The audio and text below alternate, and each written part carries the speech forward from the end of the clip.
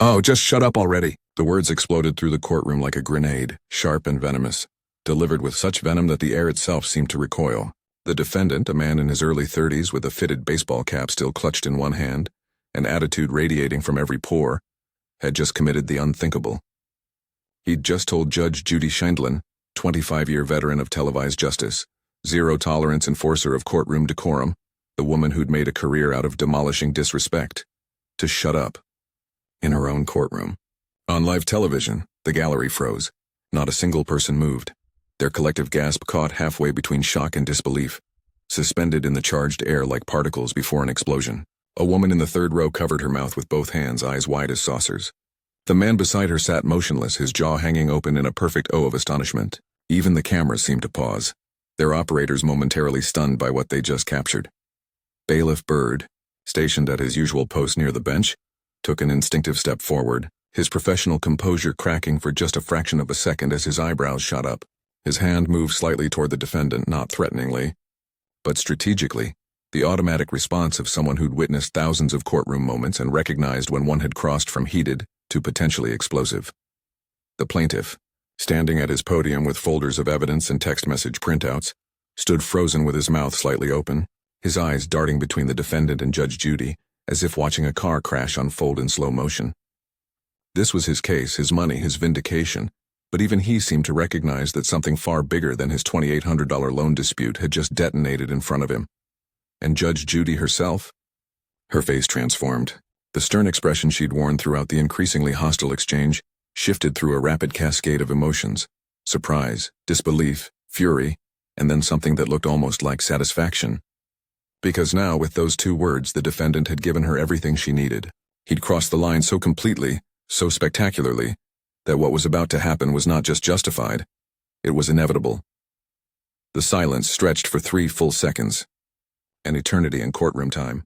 The overhead microphones picked up nothing but the soft hiss of the air conditioning system, and the faint rustle of papers as a reporter in the press section shifted nervously. But how did it come to this? What series of terrible decisions, what escalating confrontation, what combination of arrogance and stupidity led a man to stand in Judge Judy's courtroom and tell her to shut up? And more importantly, what happens when you commit courtroom suicide on national television? Stay with me, because what you're about to witness isn't just a case gone wrong, it's a masterclass in consequences. It's what happens when attitude meets authority, when disrespect collides with decades of judicial experience, when someone mistakes a courtroom for a street corner and learns, brutally, publicly, expensively, that respect isn't optional. This is the story of a man who walked into Judge Judy's courtroom with swagger and walked out owing nearly $4,000. This is 13 minutes that destroyed a man's dignity and became courtroom legend. The stage was set in the iconic Judge Judy courtroom, a space burned into the cultural consciousness of millions of viewers across 25 years of syndicated justice. The elevated bench, crafted from dark polished wood and positioned beneath the American flag, that hung as a constant reminder of judicial authority, dominated the space. Judge Judy's high-backed leather chair sat empty, waiting, ominous in its vacancy. 2 wooden podiums faced the bench, separated by several feet of neutral territory, each equipped with a microphone sensitive enough to catch every word, every sigh, every telling pause. The plaintiff's podium sat on the right, the defendant's on the left. Between them, the chasm where truth and lies would battle, where evidence would be weighed, where justice, swift and uncompromising, would be delivered. The gallery stretched 3 rows deep on each side of the center aisle, packed with spectators who'd waited hours outside the studio for the chance to witness justice dispensed in real time. Some were court TV enthusiasts who'd traveled from other states. Others were tourists who'd added a Judge Judy taping to their Los Angeles itinerary, between Disneyland and the Hollywood sign. All of them sat with anticipation crackling through their nervous energy. Phones silenced, cameras forbidden, but memories ready to be made. Studio lights blazed from the overhead rigging, positioned to eliminate every shadow, to make every facial expression readable, every gesture visible. The harsh brightness was intentional. No one could hide under these lights. No lie could survive in this illumination. 4 cameras surrounded the set like electronic sentinels, their red recording lights blinking steadily, lenses trained on the empty podiums, waiting for the drama to unfold. Behind a glass partition, producers reviewed notes, floor managers checked positions, audio technicians monitored levels. This particular case had been flagged during pre-screening as potentially volatile. Something about the defendant's attitude during intake, the way he'd responded to questions, the barely concealed hostility when told to remove his hat for photos. The production team sensed fireworks coming. They had no idea just how right they were. This was Judge Judy's domain, her kingdom. Judith Scheindlin, former Manhattan family court judge, had built an empire on this foundation of no-nonsense adjudication. 25 years, thousands of cases, millions of viewers who tuned in daily to watch her cut through lies with surgical precision, demolish excuses with logic, and deliver verdicts that left no room for appeal or argument. She had rules. Simple rules. Don't lie, she'd catch you. Don't interrupt, she'd shut you down. Don't come unprepared, she'd eviscerate you. Don't waste her time, she'd dismiss your case. And above all, don't, under any circumstances, disrespect the court, the process, or Judge Judy herself. Litigants who understood these rules, who came prepared with evidence and humility, usually received fair treatment. Firm treatment, yes, sometimes harsh treatment, but fair. Judge Judy respected people who took responsibility, who organized their documentation, who answered questions directly without evasion. But those who violated the rules? Those who walked into her courtroom with attitude, who thought charm or aggression could substitute for facts, who believed they could talk their way out of accountability. They became cautionary tales. They became viral video clips.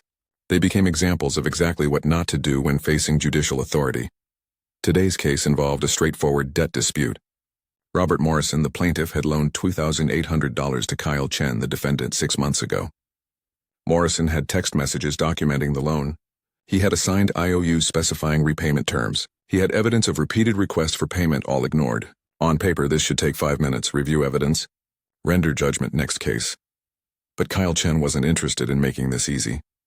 Kyle Chen stood at the defendant's podium, his fitted baseball cap still perched on his head, despite the multiple signs posted throughout the studio clearly stating no hats in courtroom. His arms crossed over his chest in a posture that broadcast defensiveness before a single word had been exchanged. He shifted his weight from foot to foot, jaw working methodically on a piece of gum that he chewed with deliberate, audible clicks. His outfit, designer sneakers, distressed jeans with strategic rips at the knees, a graphic t-shirt with some logo barely visible beneath a leather jacket, spoke to someone who'd dressed for attitude rather than court. At the plaintiff's podium, Robert Morrison presented a stark contrast. Mid-40s, wearing pressed khakis and a button-down shirt, he stood with his hands resting lightly on his organized folders. 3 manila envelopes sat stacked on his podium surface, each labeled in neat handwriting. Text messages, IOU, original, payment requests. His posture reflected someone who'd prepared thoroughly, who'd done his homework, who understood that evidence and organization mattered in Judge Judy's courtroom. The gallery watched both men with the practiced eye of court TV veterans. They'd learned to read defendants quickly, the ones who came prepared versus the ones who came to fight, the ones who would take responsibility versus the ones who would make excuses. Kyle Chen, with his crossed arms and baseball cap, was clearly falling into the latter category. Several spectators exchanged knowing glances, slight smiles playing at their lips. They sensed entertainment coming. Bailiff Byrd stood at his position near the bench, hands clasped behind his back, his expression professionally neutral but his eyes alert. After decades at Judge Judy's side, he'd developed an almost supernatural ability to assess litigants within seconds of their entrance. The defendant's body language had already triggered his internal warning system. The hat, the gum, the crossed arms, the barely concealed hostility radiating from his posture. Byrd had seen this before. Young men who confused courtrooms with street corners, who thought attitude could substitute for accountability. All rise. Byrd's voice cut through the murmurs, commanding and clear. The gallery rose in unison, their conversations dying mid-sentence. Robert Morrison straightened immediately, his hands moving to his sides in respectful attention. Kyle Chen rose last slowly, with the deliberate slowness of someone making a point, his arms remaining crossed even as he stood. The chamber's door opened. Judge Judy emerged, her black robe flowing behind her with the authority of 25 years and thousands of cases. Her reading glasses hung from a silver chain around her neck, catching the studio lights. She moved with the efficient stride of someone who'd made this entrance so many times it had become muscle memory, yet still commanded attention with every step. Her expression, as always when entering, remained neutral, stern, focused, ready for battle. She ascended the 3 steps to her elevated bench, the height difference symbolic of the power differential in this space. She was elevated for a reason. Justice looked down from on high. She settled into her leather chair, adjusted her robe with practiced movements, and opened the case file before her. Her eyes scanned the first page. Morrison v. Chen, 2800 loan dispute. Text messages as evidence, signed IOU, straightforward on paper. But Judge Judy had learned long ago that straightforward cases often became complicated when human nature, specifically, human pride and stupidity, entered the equation. She looked up, her gaze sweeping across both podiums, taking in the plaintiff's organized folders and pressed appearance, the defendant's casual stance and that baseball cap. Her eyes lingered on the hat for exactly 2 seconds. Long enough for Kyle Chen to notice her noticing, not long enough for him to understand the danger he was in. "Be seated," she said, gesturing with one hand. The courtroom settled back into chairs with a collective rustle. But Judge Judy didn't immediately address the case. Instead, her eyes remained fixed on Kyle Chen, specifically on the fitted cap still sitting atop his head like a flag of disrespect. "Take off your hat," she said, her voice flat, emotionless, stating a fact rather than making a request. Kyle looked up, confused, as if he'd been addressed in a foreign language. "Huh?" The single syllable, that casual, dismissive "huh," landed in the courtroom like a warning shot. Several gallery members' eyes widened. Robert Morrison's shoulders tensed. Bailiff Byrd's head tilted slightly, his alert status upgrading. Judge Judy's expression didn't change, but something in her eyes sharpened. "Your hat. Take it off." "This is a courtroom, not a baseball stadium." Kyle's face registered annoyance rather than embarrassment.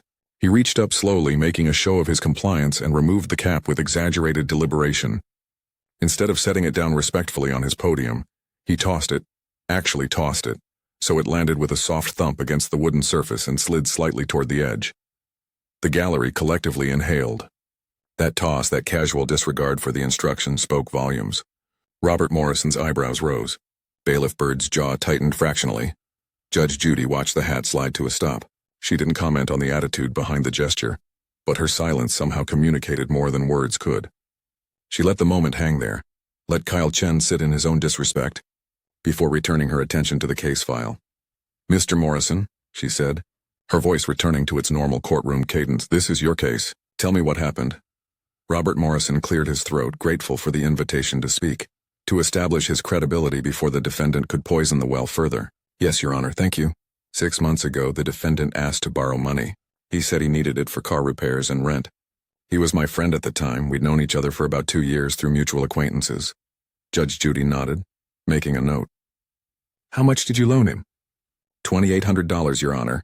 I transferred it to him via Venmo in 3 installments over the course of a week. "Do you have documentation of these transfers?" "Yes, Your Honor."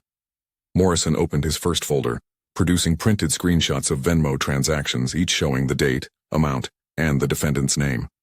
He passed them to Bailiff Byrd, who carried them to Judge Judy's bench. She studied the printouts, her eyes scanning the details with practiced efficiency. "And did he sign anything promising to repay you?" "Yes, Your Honor.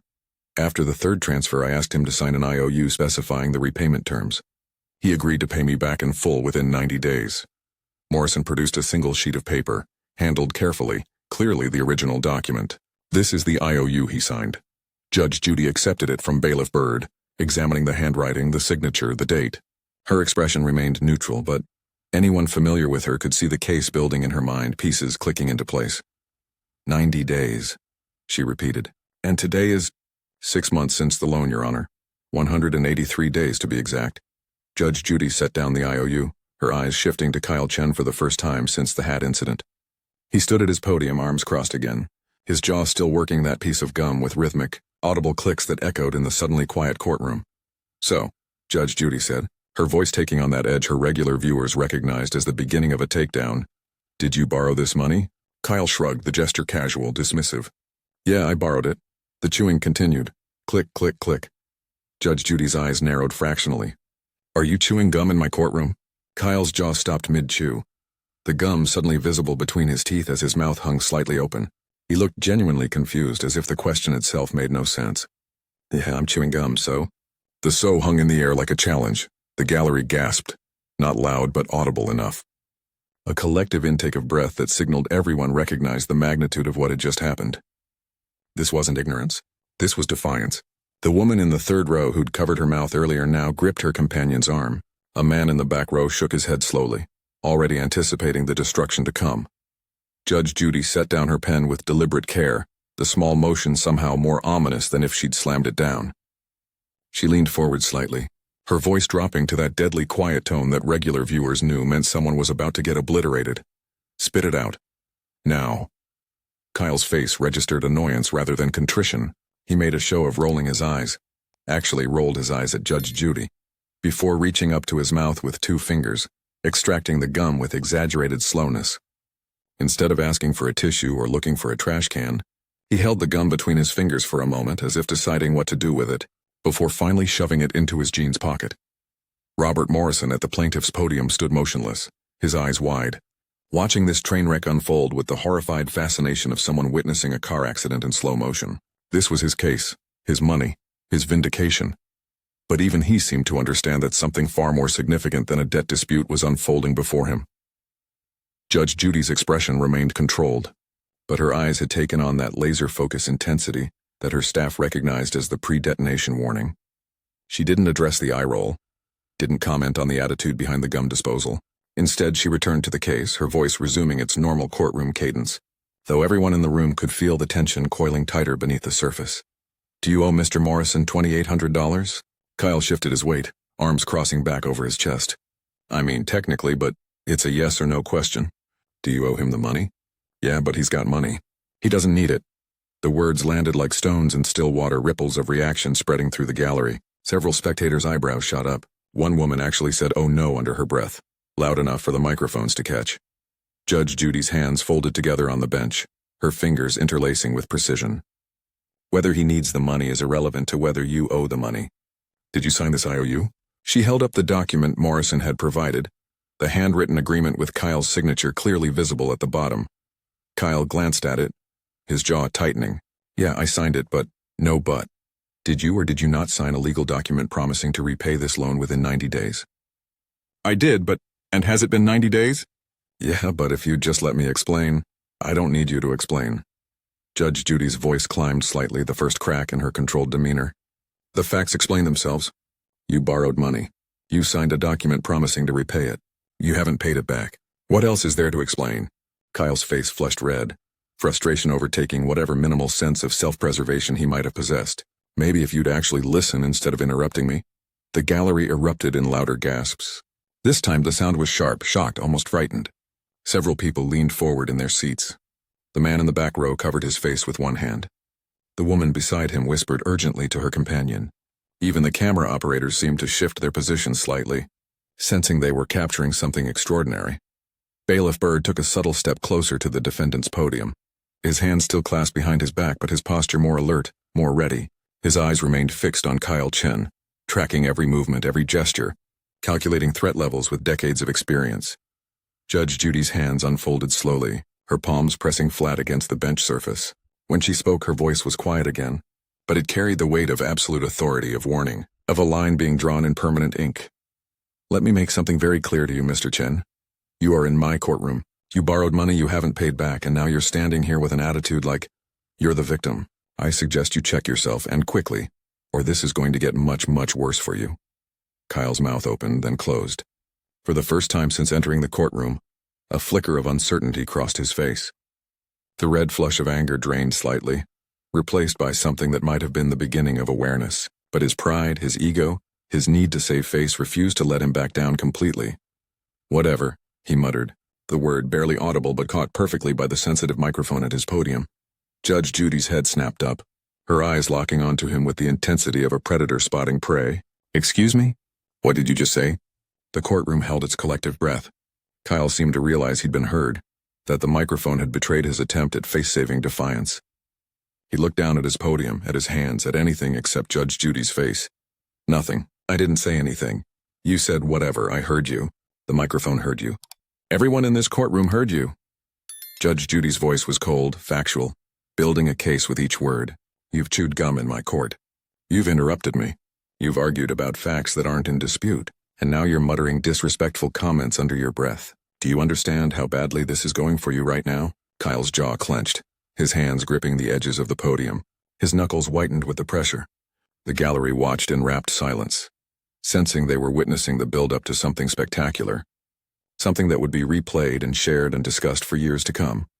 Robert Morrison stood at his podium with his folders of evidence. Suddenly almost forgotten in the drama unfolding across the aisle, his case had become secondary to the confrontation between judicial authority and stubborn arrogance. But he didn't seem to mind.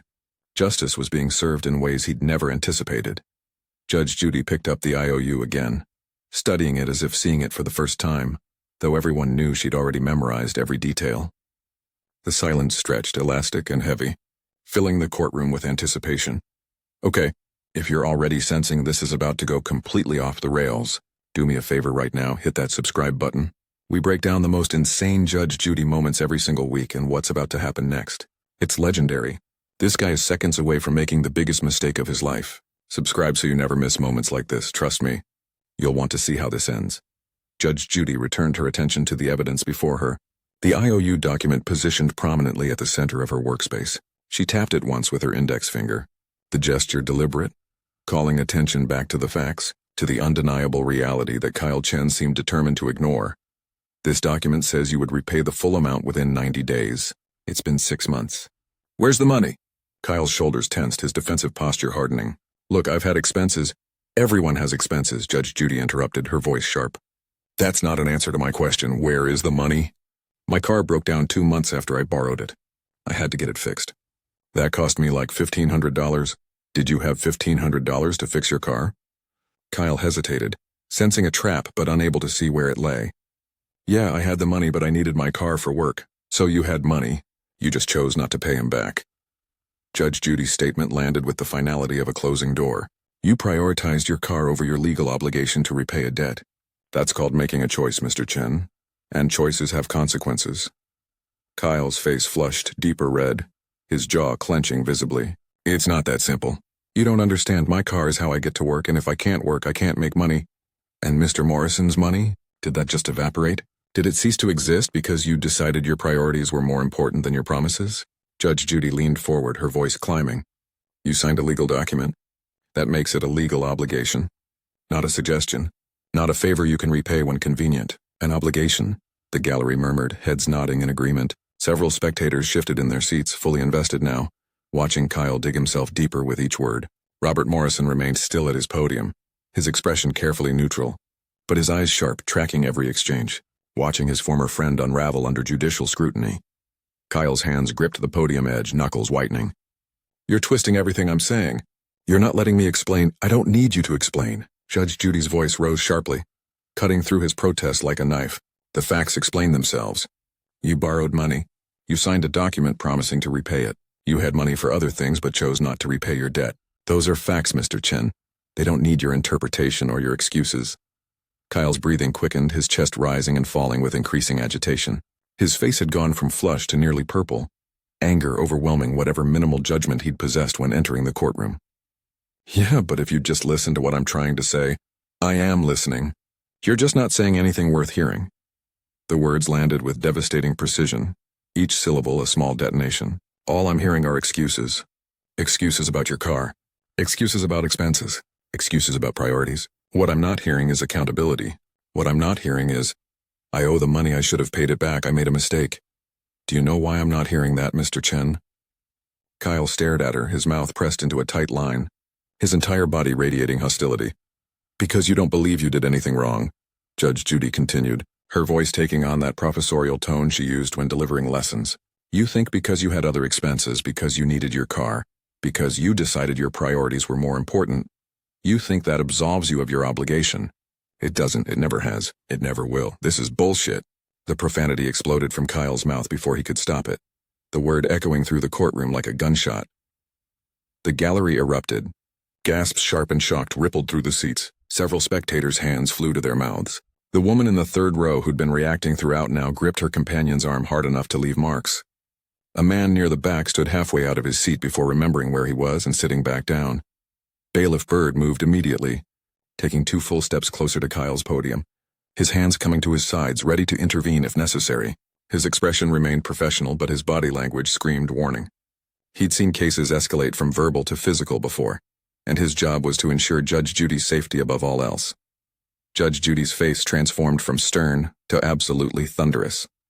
She rose slightly from her chair, not standing fully but elevating enough to emphasize her authority, her physical position matching the power she wielded. Her voice, when it came, was loud enough to fill every corner of the courtroom but controlled enough to demonstrate she was still in complete command. Watch your mouth in my courtroom. Kyle's hands flew up in a gesture of frustration, his voice rising to match hers. Why, you're not listening anyway. You made up your mind before I even walked in here. This whole thing is rigged. The accusations tumbled out in a rush, each one more damaging than the last. The gallery sat frozen, unable to look away from the spectacle.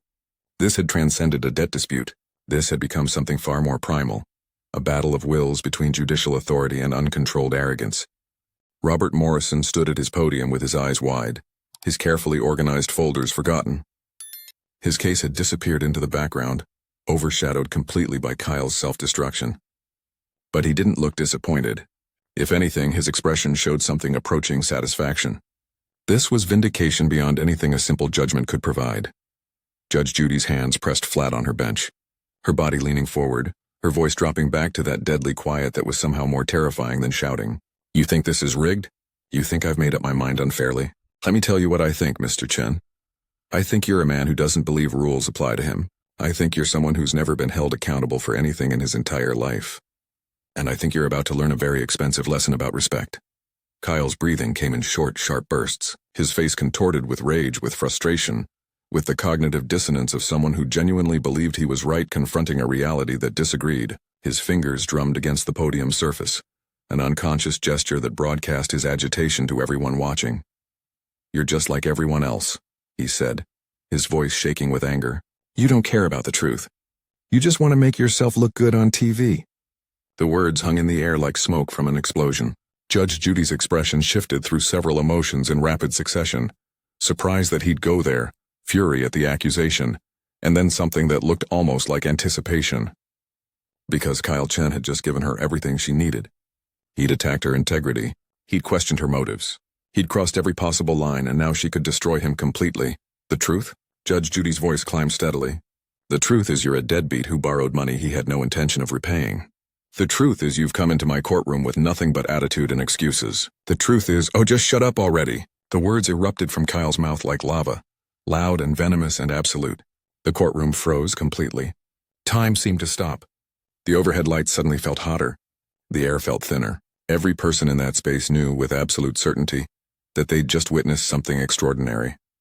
Something catastrophic. Something that would define this moment for years to come. Kyle Chen had just told Judge Judy to shut up.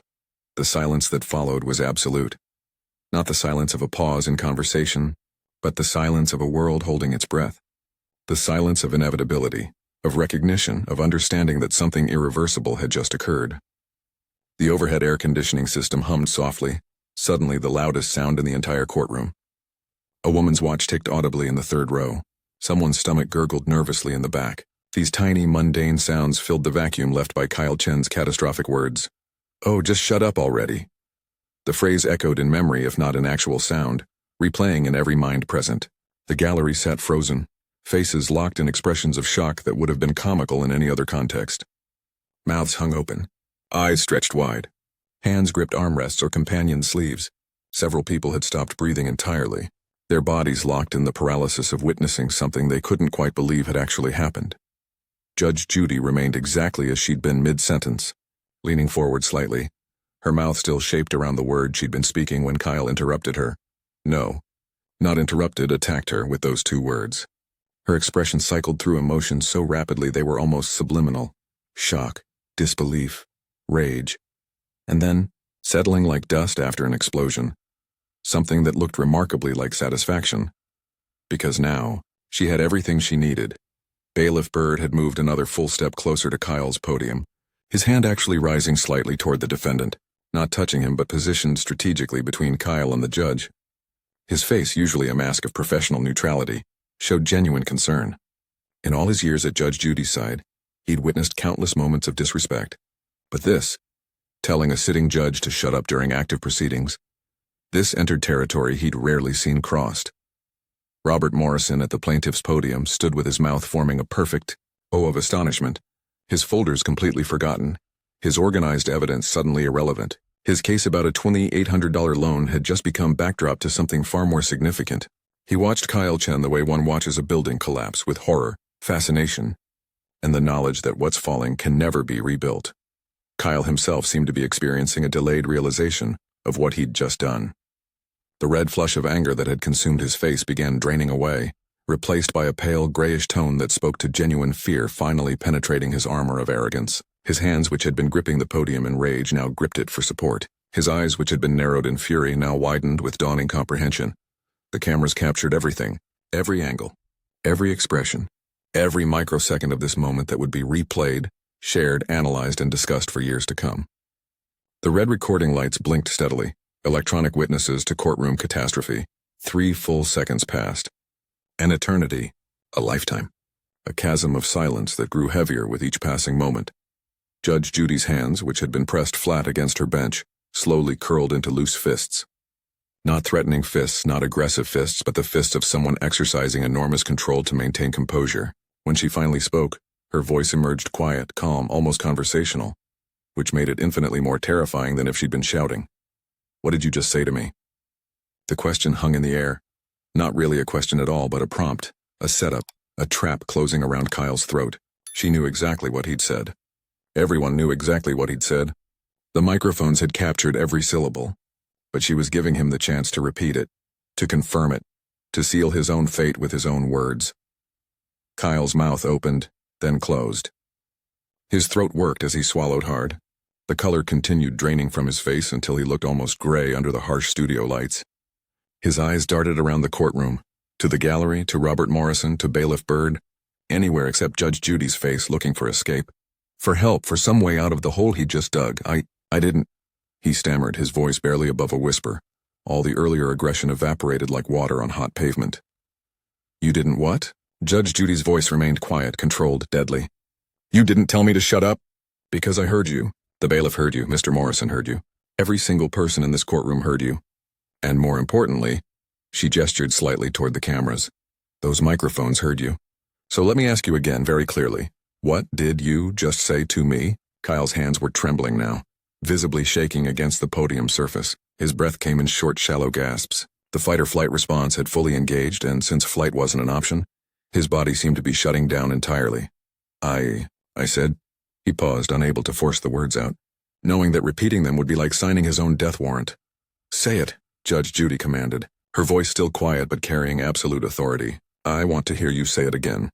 Tell this courtroom exactly what you said to me." The gallery leaned forward collectively, drawn by the gravitational pull of this moment, every eye fixed on Kyle Chen, watching him squirm, watching him realize the magnitude of his mistake, watching him understand that there was no escape. No backtrack, no way to undo what he'd done. Kyle's voice, when it finally emerged, was broken, defeated, barely audible. "I told you to. Shut up." Judge Judy nodded slowly as if he'd just confirmed a mathematical equation. "You told me to shut up. In my courtroom. During official proceedings. Is that correct?" "Yes." The word came out as barely more than a breath. "I need you to speak up, Mr. Chen. For the record, for these cameras, for everyone watching, did you or did you not tell a sitting judge to shut up?" Kyle's shoulders slumped in complete defeat. His voice louder now but hollow, empty of everything except resignation. "Yes, Your Honor, I did." Judge Judy leaned back in her chair, the motion deliberate, theatrical even, creating physical and psychological distance. She removed her reading glasses from her face, folded them with precise movements, and set them on the bench. Each action measured, controlled, building anticipation for what everyone in the courtroom knew was coming. The gallery held its collective breath. Bailiff Byrd remained positioned strategically, ready for any possibility. Robert Morrison watched with something approaching awe, witnessing justice about to be delivered on a scale that transcended his simple debt case. Judge Judy's hands folded together on her bench, her fingers interlacing with precision. Her eyes, when they locked onto Kyle Chen's face, held no mercy, no sympathy, no possibility of leniency. He'd crossed the line completely, spectacularly, and now he would learn what happened when you disrespected judicial authority on national television. "In 25 years on this bench," she began, her voice taking on that lecturing tone that signaled a complete takedown was coming, "I have dealt with thousands of people, liars, cheaters, thieves, frauds. I've seen every kind of behavior, every excuse, every attempt to avoid accountability. But you, Mr. Chen." She paused, letting the silence stretch again, letting the weight of his mistake press down on him. "You are something truly special." The words dripped with sarcasm so thick it was almost tangible. "You walked into my courtroom," Judge Judy continued, her voice steady, measured, each word a carefully placed stone building, toward an inevitable conclusion, with an attitude that told me everything I needed to know about you before you even opened your mouth. Kyle stood at his podium, shoulders hunched, head down, all traces of his earlier defiance completely obliterated. His hands no longer gripped the podium in anger, but clutched it for support as if his legs might give out at any moment. The transformation from cocky to crushed was total, absolute, devastating to witness. You wore a hat in court, a direct sign of disrespect. You chewed gum during proceedings, showing you view this courtroom as casual entertainment rather than a legal forum. You interrupted me repeatedly, as if your voice carried more weight than judicial authority. Judge Judy's voice climbed slightly with each accusation, building momentum like a prosecutor delivering a closing argument. The gallery hung on every word, spectators leaning forward in their seats, phones forgotten, completely absorbed in watching justice dispense itself with surgical precision. Several people nodded along with each point, their own experiences with disrespectful people finding validation in Judge Judy's systematic dismantling. You used profanity. You accused me of bias. You claimed this proceeding was rigged.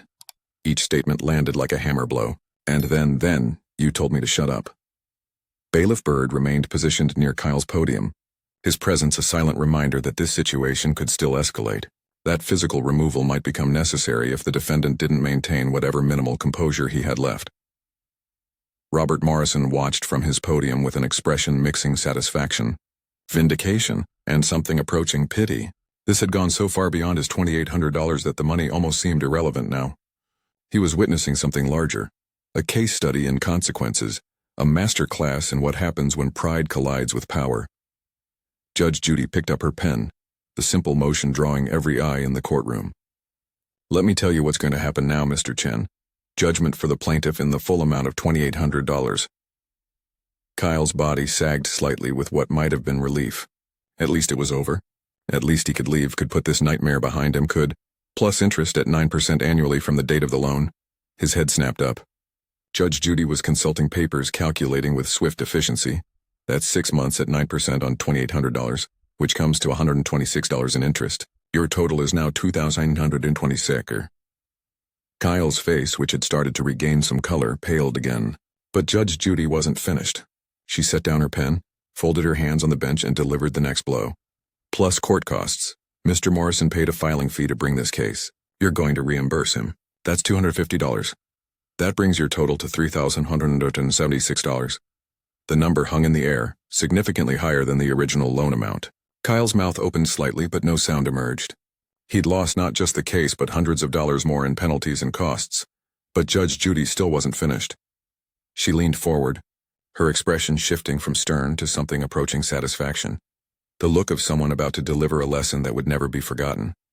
However, we're not done yet, Mr. Chen. The 4 words sent ice through the courtroom. If she wasn't done, what else could there possibly be? The gallery exchanged confused glances. Robert Morrison's eyebrows rose. Even Bailiff Byrd seemed to react with slight surprise, his head tilting fractionally. Judge Judy's voice dropped to that deadly quiet again, the volume that demanded absolute attention. For your behavior in my courtroom today, the hat, the gum, the interruptions, the profanity, the accusations, and especially for telling me to shut up, I am holding you in contempt of court. The gallery erupted in gasps, louder and more unified than any previous reaction. Contempt charges in Judge Judy's courtroom were extraordinarily rare, reserved for only the most egregious violations of courtroom decorum. Several spectators actually stood slightly in their seats before remembering themselves and sitting back down. The woman in the 3rd row grabbed her companion's arm so hard he winced. Kyle's face drained of all remaining color, leaving him gray, almost green under the harsh lights. His knees actually buckled slightly, forcing him to grip the podium harder to stay upright. Contempt of court carries a fine of $500, payable immediately to the court, not to Mr. Morrison. Judge Judy's voice remained steady, clinical, delivering the sentence like a doctor delivering a terminal diagnosis. Your total obligation is now $3,676. You came in here owing $2,800. Your attitude, your disrespect, your complete inability to control yourself just cost you an additional $876, sire. Kyle's mouth worked soundlessly, trying to form words that wouldn't come.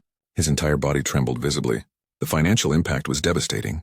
But more than that, the public humiliation, the complete and utter destruction of his dignity on national television, that was the real price he'd pay.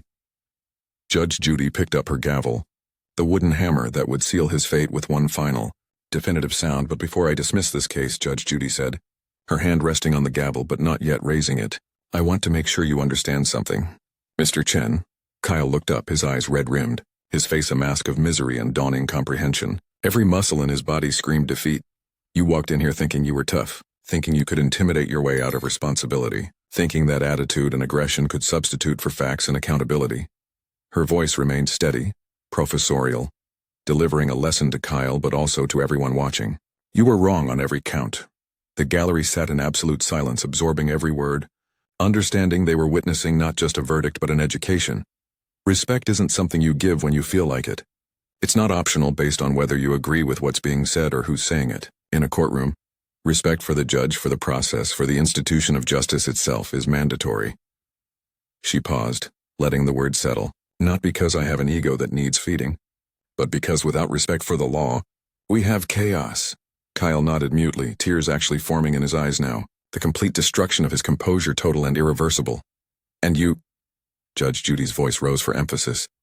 You told me to shut up. You disrespected not just me personally, but this court, this process, and every person who believes in the rule of law. That kind of arrogance, that kind of contempt carries a price. And today you're paying it. She lifted the gavel, holding it aloft for a long moment. The courtroom held its breath.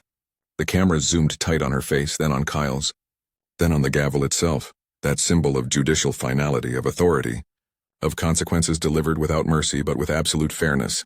Case dismissed. The gavel came down. Crack. The sound exploded through the courtroom like a thunderclap, echoing off the walls, reverberating through the floor, seeming to shake the very air itself. It was a sound of finality, of justice served, of a lesson delivered that Kyle Chen would carry for the rest of his life. The gallery erupted immediately. Applause broke out, spontaneous and enthusiastic, something rarely heard in Judge Judy's courtroom but entirely appropriate for this moment. People stood clapping, some actually cheering. The woman in the third row who'd been reacting throughout stood with her hands raised, applauding vigorously. The man beside her shook his head with a satisfied smile, clapping steadily. Get him out of my courtroom, Judge Judy said to Bailiff Byrd, her voice returning to normal volume but still carrying absolute authority. Now! Bailiff Byrd moved immediately, gesturing toward the exit. Let's go, he said quietly but firmly. Kyle pushed himself away from the podium on trembling legs. He looked like a man who'd just survived a car accident, shocked, disoriented, fundamentally altered by the experience. His walk toward the exit was nothing like his entrance. No swagger, no confidence. Just a broken shuffle, head down, shoulders hunched. A man who'd learned the hardest possible lesson about consequences. The gallery watched him go, the applause dying down but not disappearing entirely. A few people continued clapping slowly, deliberately until he disappeared through the door. The same door he'd entered through with his baseball cap and his attitude and his certainty that he could talk his way out of anything. He'd been wrong. The door closed behind him with a soft click that somehow felt as final as the gavel slam itself. Judge Judy remained seated at her bench, watching Kyle's exit with an expression that mixed satisfaction with something approaching weariness. She'd delivered this lesson thousands of times in thousands of variations, yet people kept walking through that door thinking they'd be the exception. They never were. Robert Morrison stood at his podium, finally allowing himself a full smile. He gathered his folders with careful, deliberate movements, organizing them back into perfect order. The vindication he felt transcended the money, though the money certainly mattered. What mattered more was that someone with authority had finally held Kyle accountable, had finally made him face consequences he'd spent a lifetime avoiding. Judge Judy addressed him directly, her voice notably warmer than it had been moments before. Mr. Morrison, you'll receive your full judgment plus interest and court costs. The show covers the amount. Thank you, Your Honor. His voice carried genuine gratitude. I appreciate your time and your thoroughness. A slight smile crossed Judge Judy's face. Choose your friends more carefully in the future. I absolutely will, Your Honor. He nodded respectfully, gathered his folders, and walked toward the exit with his dignity intact, his head held high. The contrast between his exit and Kyle's couldn't have been more pronounced. As the door closed behind Morrison, Judge Judy looked directly into the main camera, her expression shifting into that thoughtful, reflective mode she adopted when delivering wisdom beyond the specific case. You know what that case was really about? It wasn't about $2,800. It was about character. She paused, letting the word resonate. That young man has probably gone his entire life without facing real consequences for his behavior. Parents who didn't set boundaries. Teachers who didn't enforce rules. Friends who enabled his attitude rather than challenging it. She removed her glasses, holding them thoughtfully, and then he walked into my courtroom thinking that pattern would continue. that he could charm or intimidate or argue his way out of accountability. He couldn't, and now he's learned, expensively, publicly, permanently, that respect isn't optional and consequences aren't negotiable. Judge Judy replaced her glasses, adjusting them with familiar precision. The sad thing is, this lesson didn't have to cost him $3,600. If he'd walked in with humility, acknowledged his debt, shown even basic respect, he'd have paid $2,800 and been done. His attitude, his arrogance, his complete inability to control himself, that cost him an extra $876. She closed the case file with finality. Hopefully he learns. Hopefully this expensive lesson sticks. But I've been doing this long enough to know some people never learn. Some people go through life blaming everyone else, making excuses, refusing to look in the mirror. A pause, weighted with decades of experience. Don't be that person. So there you have it, from cocky to contempt in just 13 minutes. All because Kyle Chen thought he could tell Judge Judy to shut up. Spoiler alert, you can't. Ever. If you love this breakdown of one of the most insane Judge Judy moments ever, make sure you're subscribed to this channel. We post the wildest courtroom disasters, the most savage Judge Judy takedowns, and the moments where justice gets served exactly how it should, every single week. Click that subscribe button and turn on notifications so you never miss a moment like this. And before you go, tell me in the comments, do you think the contempt charge was fair, or did Judge Judy go too far? Have you ever witnessed someone completely lose it in court? Drop your stories below. I want to hear every detail. Now, if you thought this guy had a bad day, wait until you see what happens when a defendant calls Judge Judy a liar to her face. That video's popping up on your screen right now. It's absolute chaos. Thanks for watching, and remember, show respect or pay the price. Literally $3,676 worth. I'll see you in the next one.